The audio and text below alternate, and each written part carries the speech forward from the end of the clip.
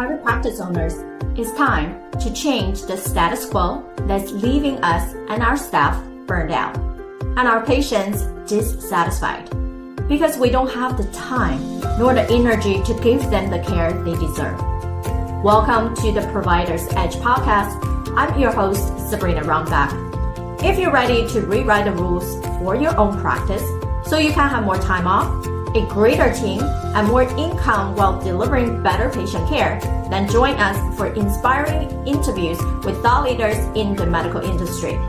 Each week, we discuss improvements to operational efficiency, reducing provider fatigue, increasing access to meet patient expectations, and introducing the next generation of healthcare innovation. This is your defining moment to be a disruptor in healthcare.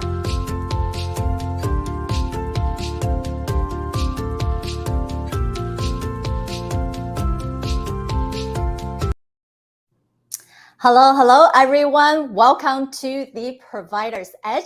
And for many of you probably have noticed, yesterday was our official first episode on all the platforms for podcasts. We rebranded and more focused for serving you. Now, today we're talking about videos, because if a picture is worth 1,000 words, then how do you place value on video? As healthcare practice owners, you probably are not only serving your community, your team, and really optimizing both how you function and how you connect with the patients. But we never really were taught on marketing or branding. And how can you consistently bring on new patients to your practice so you can expand your community, serving more patients, and then make sure they are all well taken care of? Now, as clinicians, we can learn these ways and really show our authenticity with videos.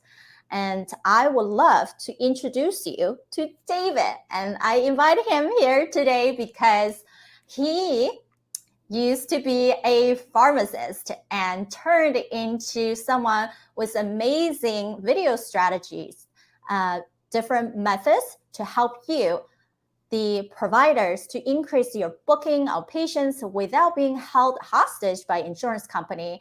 And David originally started out filming documentaries of folks struggling with homelessness and addictions, living on methadone.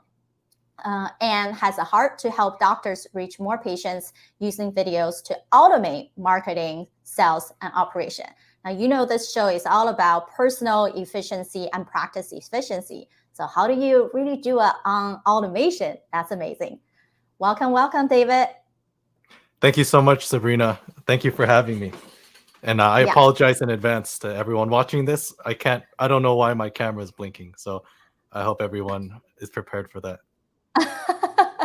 For those of you who are watching, actually, you look great for me. So don't worry about image, right? And especially we're talking about videos, and it's all on the spot. And I think it will be great. So tell us a little bit more about you. How do you get into medicine, and then having that switch to really believe in helping practitioners using videos? It's the key way to help them to leverage and attract more patients to them. Yeah, so I'll first talk a little bit about myself. Like you can see on the screen and in my title, I do have a PharmD, and I'm actually testing to get my pharmacist license in September of this year, just to finish out my credentials and show people that I really did understand what was going on in school, but it just wasn't for me. I think in pharmacy school, looking back, if you ask somebody who knew who I was, they described me as somebody who was really gung-ho about the profession. I was president of a club promoting clinical pharmacy. I was working 4 part-time jobs. I was doing internships throughout the summer. I was doing research. I published a pharmacy practice article. I mean, I was doing a lot. And I remember I was working in a local hospital in the Boston area where I went to pharmacy school. and I was working on Saturday and Sunday evenings as a way to get more experience, as a way to get more income. Um, so I was working in the hospital pharmacy of a major hospital in Boston, and I guess the turning point for me was when there was a schedule conflict with having to work every other weekend and going to church. And as an avid Christian, going to church is super important to me. So I communicated this to my employer, to my boss, to the scheduler. I was like, hey, Saturday mornings, like I mentioned, I go out on the streets, help volunteer to feed the homeless and making those documentaries, like you said. But on Sunday, I go to church. So I communicated this to my employer. I thought we were all good. But long story short, um, I was actually scheduled Saturday and Sunday morning one weekend, and I kind of had to pick between essentially my personal life and having a life outside of school and being passionate about what I love, or going to work. So I actually didn't show up for a shift because I had no idea that Saturday morning that was scheduled. Long story short, I I didn't go in. I had to call out sick both days. Monday rolled around.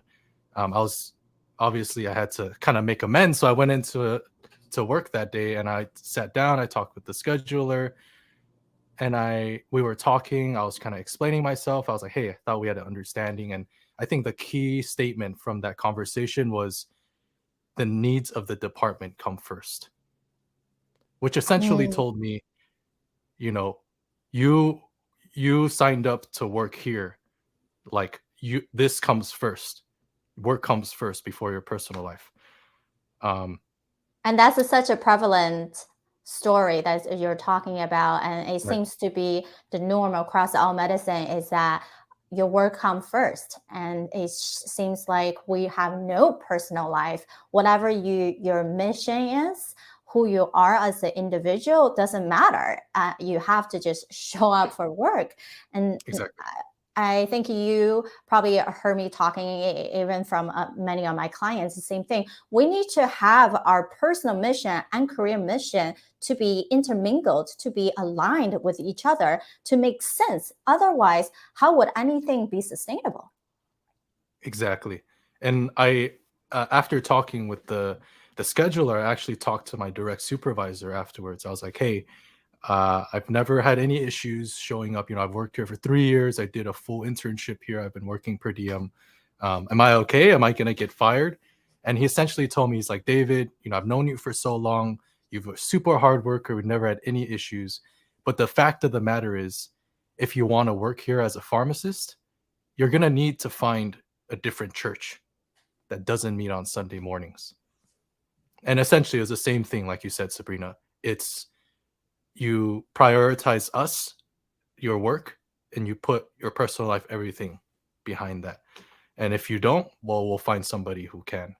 And so I think that was kind of a defining experience for me, where I was like, I think this is kind of the culture of these big hospitals in Boston.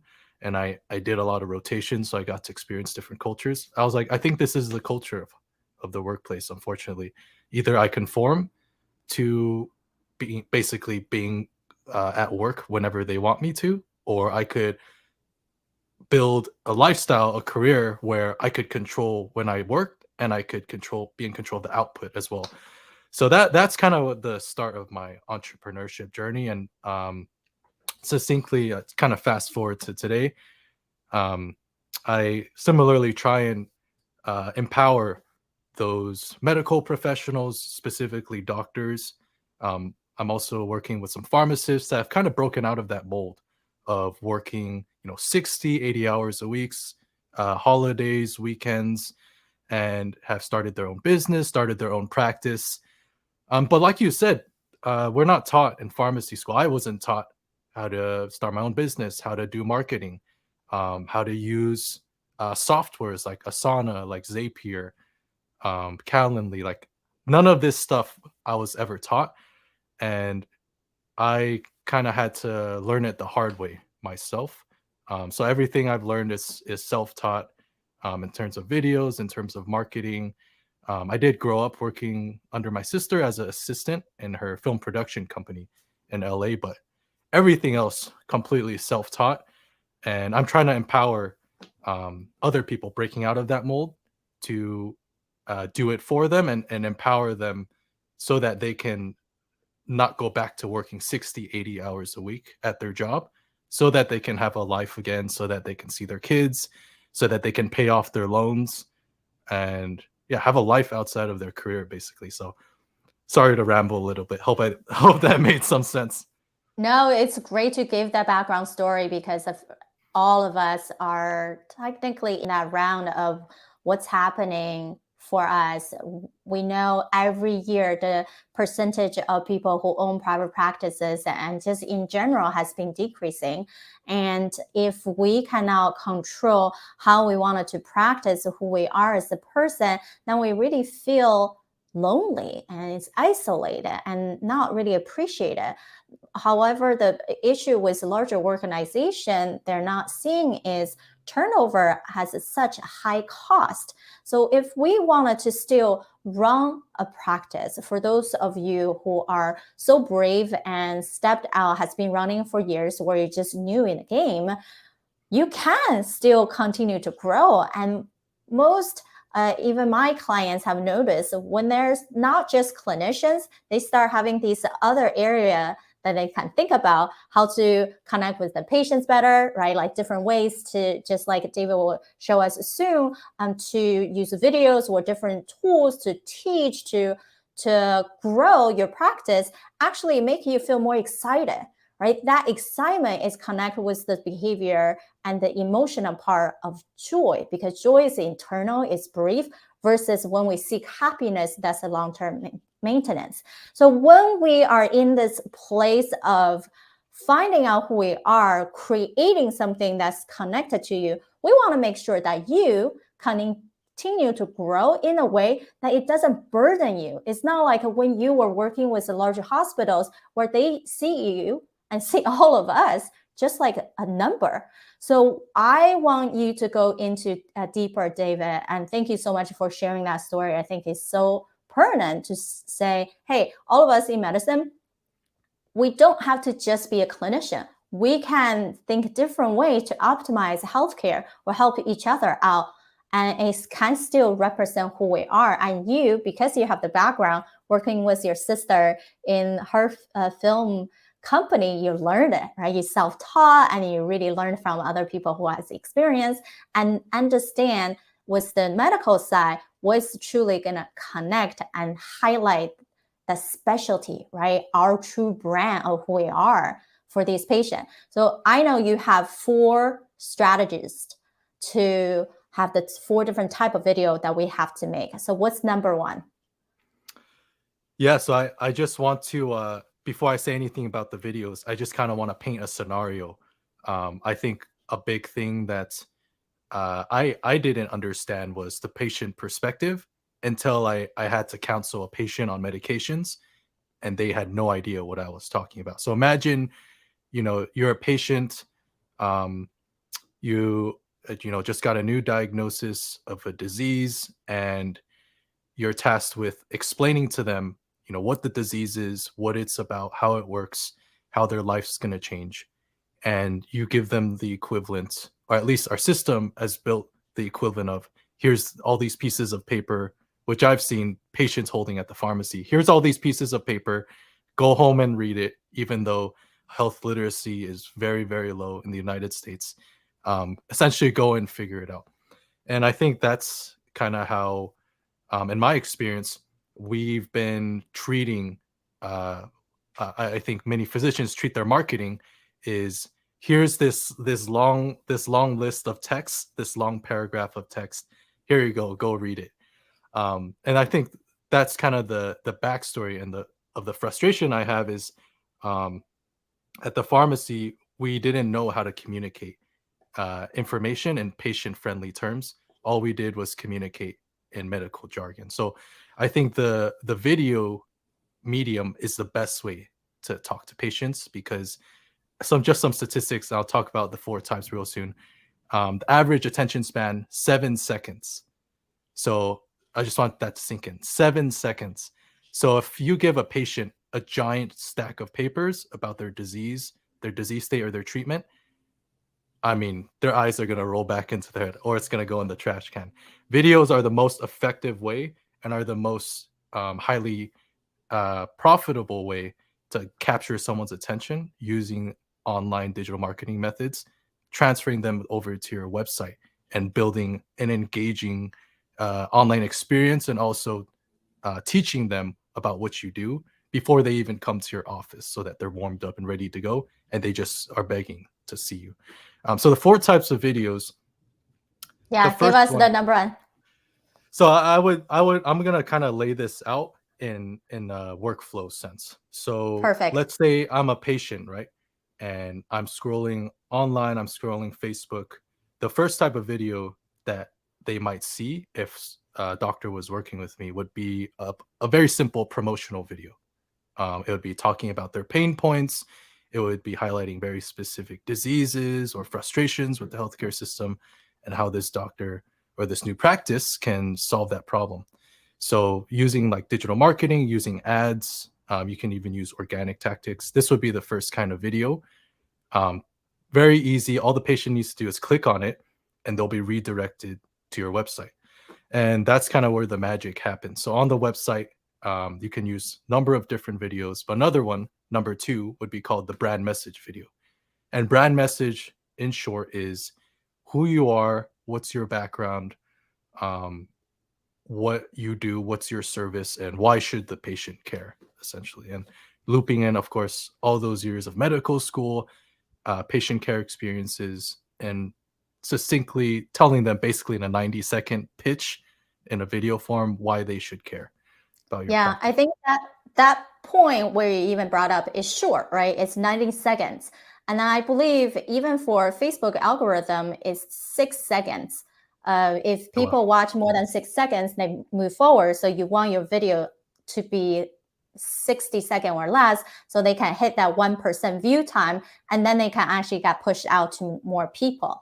So so just really quick recap. Number 1 is just that quick overview. People just get their eyes on the video, because we have such connected to video, connected to pictures, things are moving, so we're actually trying to pay attention. And then once they land on that page, and then you have something that's more you, right? That authentic you, something that makes you special, not just another doctor, not just another specialist, and not another provider for this problem, but how you do it, what your take, your team, right, make that unique ability. Amazing. So what's next? So number 3 would be a testimonial video. So this would be, of course, HIPAA compliant, no names, no details, but a patient testimonial. You know, what their experience like was before they saw this doctor or your practice, what their experiences were like, and how or who they would recommend this to. So very, very simple type of video, but just gives you that instant credibility, as if you're talking to someone face to face. Hey, you need to go see this doctor right away. They're amazing. Right. And I think someone else, one of my business strategists, also talked to me about, let's not use the word testimonial, use success stories, because that has a more of a different take when people register. Oh, testimonial. Oh, yeah, here marketing, versus success stories. And then you can also potentially make it into the format of, yes, we don't have to talk about name if they don't want to share, but where your life were, right? And then how is that improved? It doesn't have to be that I can barely walk, and then now I can attend events on a moment's notice and not feeling like I have to really prepare myself, right? It could be just like that quality of a life of a description. Doesn't have to be, oh, I actually use this medication, into detailed. People want to see transformation. Patients want to see transformation. They come to the doctor with this health condition, with this frustration. Maybe they've tried multiple doctors, multiple medications. All they really care about is, I'm in pain, quote unquote. Can you get me out of pain? And they want to see that you can get them that transformation. So great point, Sabrina. Yeah, awesome. Appreciate you validating. What's next? And then the last one I would say most important would be an explainer video. So patients, everybody knows healthcare system in the US is very complicated. And especially if you're talking to an elderly patient, they might be super overwhelmed about technology, about signing up for insurance, about billing. How does billing work for your practice? What website do they go on? How do they book appointments? So explaining to them in very simple terms, step 1, step 2, step 3, step 4, how things are going to work.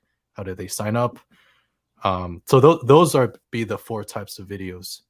Um, and on the website, once the patient sees all those different types of videos and the content, they'll be extremely compelled to sign up for your service. All you really need to do after that, consistently have a book a consultation or book your first visit, and boom, your patient can sign up for their first visit. They can sign up for a consultation and see you right away. And I think a lot of doctors stop right there. A lot of people stop right there. But the mistake is not informing your patient all throughout that process. So there's actually this rule called the 7-hour rule, and essentially the thesis is that the average consumer nowadays needs to have a total length period of seeing you or interacting with you, consuming your content for 7 hours. So imagine meeting somebody for the first time, and you'll have to engage with them, trust them, learn about what they do before you'll give them your money or buy their product or their service. So in the same way, patients will want to vet you out. They'll want to know that they can trust you. They want to know your background. They want to know how things work. So imagine having all that built out on your website. Perhaps they'll put their email down, and through between that time that they put a time down and that first visit, they're getting emails. They're getting emails. Here's another case study of another patient we helped. Here's another success story. Here's again the explainer video that we highlighted on our website about how things work. If you haven't seen it, all throughout the process, the patient is educated about what's going on. So once they come see you, they're like, "How much? Like, where do I pay? Essentially, here, take my money." So I find that Right. this is the most effective way to use all these videos and the most effective result. Right. And because your 4th step really is a hook, get people, just get their attention, get them into your door, which is your online landscape of a website.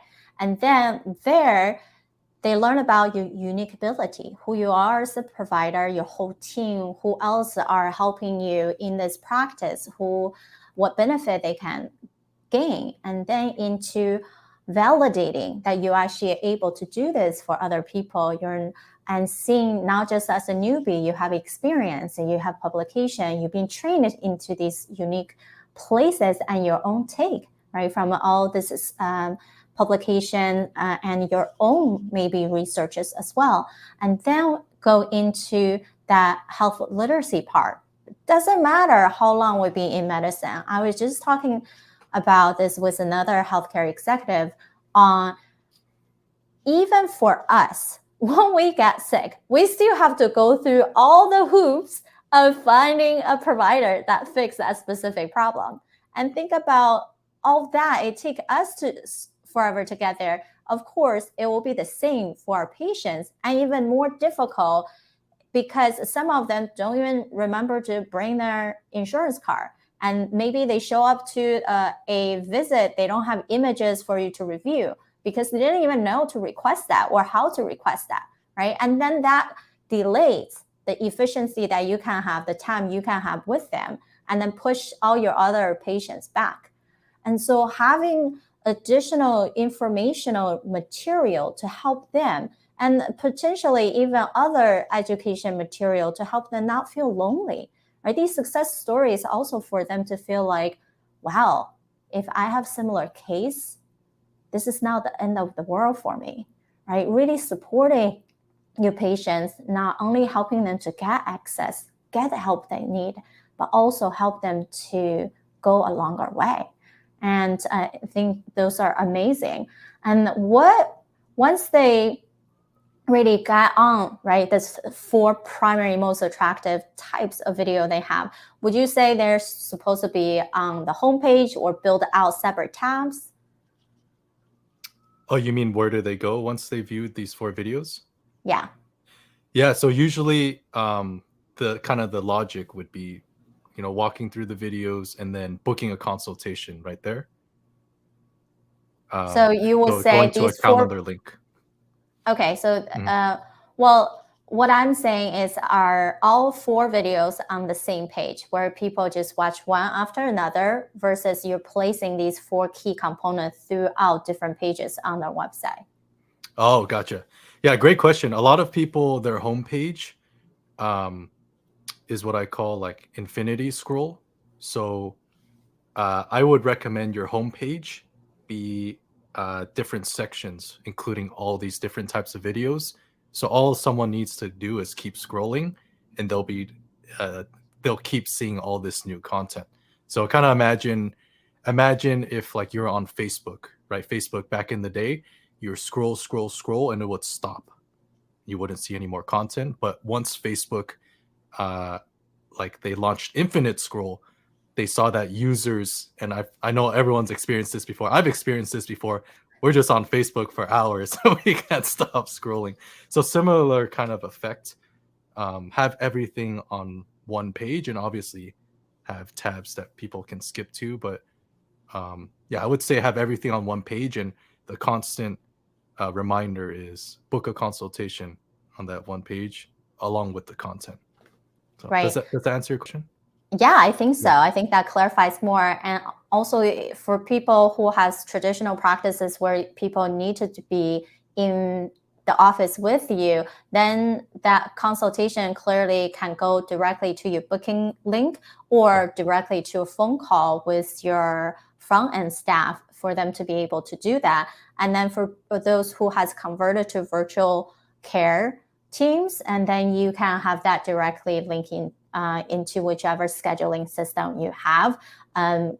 David mentioned Calendly. That's what I use as well. And of course, you don't have to get all the information, right? They can fill out the HIPAA compliant within your system. And then the beginning part is, however, whichever software that you desire to set that up, which is great. And I know now not everyone know how to film or even what to film, and some people use their phone, right? Some people have a camera, and that's why people will hire a person like you to actually do all the entire package for them, so you don't have to you create the best material and chop all those videos and put them together with the best sound quality. So that's another efficient way, is we know what we need, and then we don't have to just do it ourselves and worry about how to put everything together. You have someone who's professional like David to do it for you, versus finding someone else that's closer. So when we're thinking about all these materials, also just don't think so hard, right? Would you say, David, just don't think too hard about making these videos and just bring their own side and their own authentic message into it? Yeah, I find that there's a lot of anxiety when it comes to branding, when it comes to messaging, when it comes to putting one's face out on the internet. Um, and there can kind of be this like sense of like feeling overwhelmed, or like missing out, or like, oh, I see all these influencers, all these people on the internet putting out all these videos, like they're so funny. I could never be like that. Like I'm not funny, like I'm boring, like I have a monotone. And I think a lot of those doubts and those fears and anxieties stop a lot of people, and myself included, from getting out there with their message, with what they do, which is absolutely critical for any business. Is awareness, is for people to find you. There's this common misconception, I think, in business, that if I build it, people will come. And I don't think that's true. There's so many different types of doctors. There's so many medical practices. If you build it, not necessarily people will come. People will come if they know about it, if you add value, if they know that you can help them, but they're not going to know about who you are unless you put yourself out there. So that's kind of what I would say to that. And secondly, I do everything. We handle all the video stuff. So from the scripting, from what to say, um, from like vocal exercises, like I partner with like a speaking coach. So literally the client can spend like a couple hours with the speaking coach, kind of like talking about how nervous they are, like practicing talking in front of a camera. So that's available as well. But yeah, I would say to people who are kind of on the fence or scared about putting themselves on the internet, there's no way around it. People have to know what you do for you to help them. And I think another good quote is, if I truly am passionate about what I do, then I need to do everything in my power to help the most amount of people possible. Like I have to be so convicted about my business or my service that it's a disservice to not help as many people as I can. And I think that includes putting yourself out there on video, being vulnerable. It's scary, but it has to be done in this day and age. So. Right. And I think you're hit on the key point is that doesn't matter, it's fear. The fear usually is not about other people. Really, the fear is, are they going to see me in a different light, right? Instead of trusting, if you don't show your true self, your message, how well you can serve your community, then you're doing them a disservice of not stepping up. And because they can click on Google everywhere, right? Geographical SEO optimization too. They can click on another practice relatively close as well, but maybe they have videos, they have a better website, or they have something that just hook the patient to it and to connect more. Then you just lost someone, but you truly is the expert. You know, you do better than anybody else. So don't let who you are hide behind fear.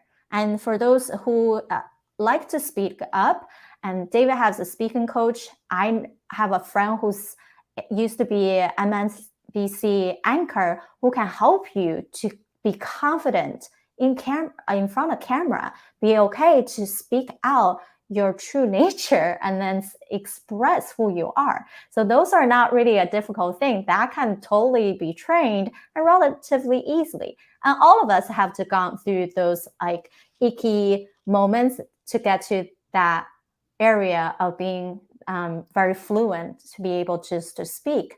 And so for everybody out there, we know it's hard to be experts in everything, and that's okay. We want to be expert in that one thing, not someone who know everything but not dive deep enough. And therefore, we wanted to look in our life in all 10 components because life is interconnected.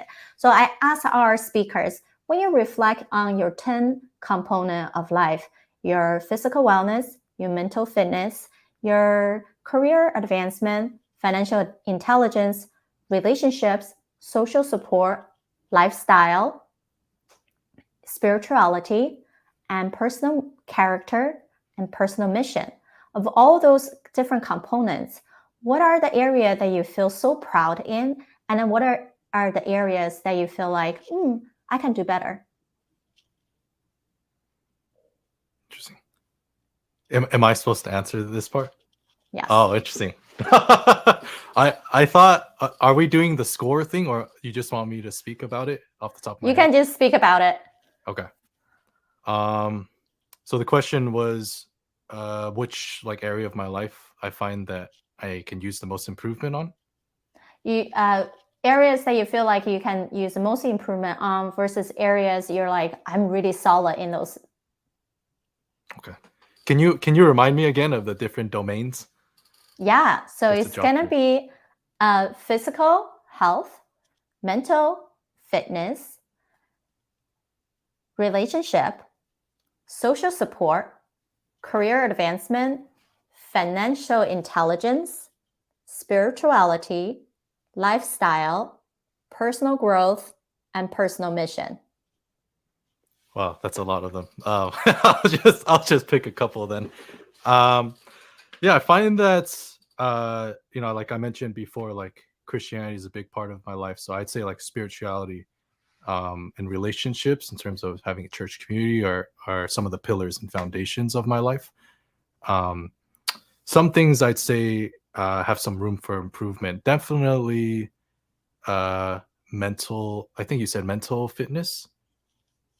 Yeah, I Yep. think mental fitness is the toughest part because I think as a pharmacist or like as someone who studied to become a pharmacist, the number one thing, and I think everyone can relate to this, is the Hippocratic Oath, and that's to do no harm. And I think in pharmacy school, what we learned, instead of actively trying to win, to achieve something, it's not to mess up, not to screw up. So I basically I have a fear of failure a lot of times, fear of, um, checking a prescription and then missing something and then like ends up in the patient's hands and it's the wrong pill and patient ends up in the hospital, like fear of doing harm essentially, instead of fear of curing the disease, or excuse me, wanting to cure the disease, wanting to treat the patient. I'm scared of loss. So Mm, I think that's a big one. Second one would be just a lot of uncertainty. um, like pharmacists or people with a pharmacy background they love certainty, they love security, they love like zero risk, like because it's pharmacy, like the whole field is basically like risk management, like how can we make sure every prescription is 100% right and 100% correct, because if not we could we could really screw somebody's life up, and for good reason, right? You don't want your pharmacist to be like not detail oriented and just like, oh, I kind of looked at this prescription, you can have it. I didn't really look at it. No, you want your pharmacist to be super detail oriented, but I think in the process, um i I become risk averse, like I'm scared of taking risks, I'm scared of putting myself out there, kind of like we're talking about. I'm scared of messing up. And I think with every type of business, with any type of venture or anything worth pursuing in life, there's always going to be a risk. There's nothing zero risk in life. Like even in pharmacy, there's no really job security. Is kind of a myth. I don't know if you guys follow the news or not, people watching this, but there's been like a lot of layoffs in the pharmacy world, with some of the giants like Walgreens, with CVS. There's been like hours cut back. There's been like the pay decreased. There's been like obviously like companies shutting down during COVID, um, or companies reducing their staff. So there's really no such thing, really, if you really think about it, as like job security, like 100% job security. There's always a risk out there. So it's a matter of, is this risk, for me at least, is this risk worth taking given the benefit, the passion that produces, um, is this kind of life I want to live? And I think that's a big part of why I stepped out of the traditional career mold, and um, I started my own business. Like I'm helping empower other physicians and clinicians that are entrepreneurial in nature, starting their own ventures. Um, because I want to see more people like that. But I guess ironically, in that sense, that's something that I struggle with too. It's just that like uncertainty and fear of messing up. So yeah, you're not alone. I think many people in healthcare are that way. That's why the system made us document extra, checking multiple time, and then you worry about, did I put in that order? Did I forget to check this? Right? And then it's all the fear-based conscious instead of profit conscious mindset. And you're not alone. And there are ways that we can really shut those chiming right in the back of our head, so then we can actually move forward to be the person we needed to be and then serve others that we wanted to serve. And I appreciate you for being so authentic and sharing your story of coming into medicine and really figuring out that true nature of your own talent, be able to create this business and helping practice owners to grow, and then also seeing what's the level of need that you continue to train yourself and discover to get to the next level. So I appreciate you. I'm sure a lot of people are going to want to speak to you about video messaging and additional ways that they can grow their patients' email and serve them better. So how can people connect with you? Yeah, perfect. So I'd say the easiest way to connect with me would be my email address. It's David, my name, David at davidlufilms.com. Nothing too fancy there.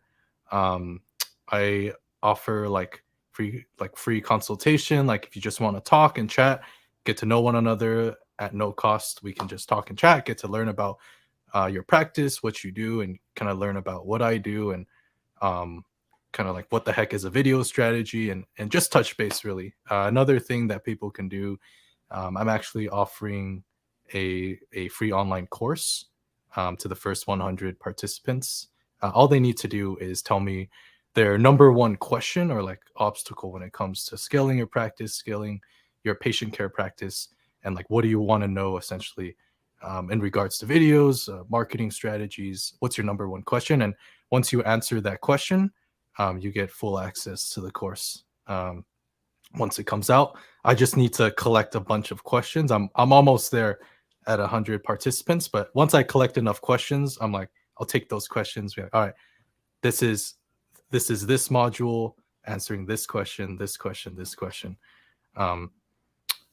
So yeah, that one will be on. So that one go on clinicxc.com, I believe. So it's CLINICX, like the letter X, C.com. Super easy, super simple.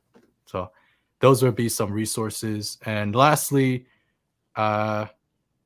take a risk, put yourself out there. You know, a lot of people are putting out content out there these days. They're putting out marketing materials, videos. It can be easy to get overwhelmed. But I would say to anyone kind of on the fence or like scared or apprehensive about their public image, just put yourself out there. And there's no one out there except you. You're the only you that there is. So no one else can be you but you. So I think when people realize that patients want to know their provider in that kind of personal way before they see them, before they sign up with them, even while after they sign up with them, I think providers will start to realize the value in video and putting themselves out there. So yeah, a lot of things are going to be you have to test it out, and then this is one way that you can do it with less hassle. Thank you so much for joining us today, and until next time, bye guys. Thank you for listening to today's episode. You're listening to me right now. Odds are you're frustrated by how healthcare practices are running today. I'm with you. I'm looking to change the conversation that we're having in this field. It starts with me, and it starts with you. I want to connect with you and get to know your own struggle or challenges within the healthcare industry. Visit sabrinarumback.com/connect, where you are going to find all of my social media platforms. Feel free to send me a direct message. If you, like me, prefer speaking, then you can record a voice message on the page. Additionally, I can get you an exclusive invitation to one of my monthly collaboration think tanks that are limited to 30 healthcare disruptors. So come to sabrinarumback.com/connect and let's continue the conversation.